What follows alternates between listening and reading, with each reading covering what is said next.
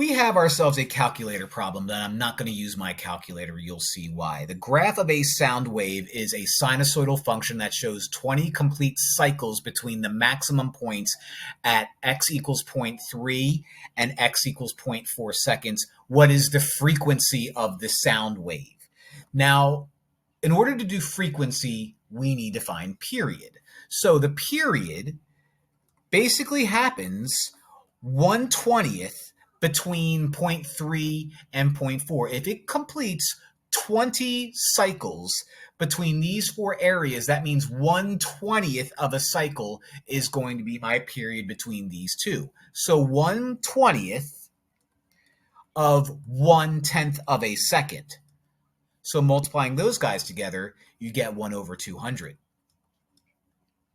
Now the frequency is found by doing 2 pi divided by that.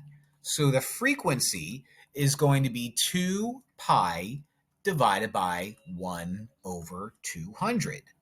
Multiply the top and the bottom by 200 because that equals 1. You're allowed to do that. These cross out. These cross out. 2 times 200 is 400. And attaching pi to it gives us our frequency. See, I didn't need a calculator. Wasn't that fun?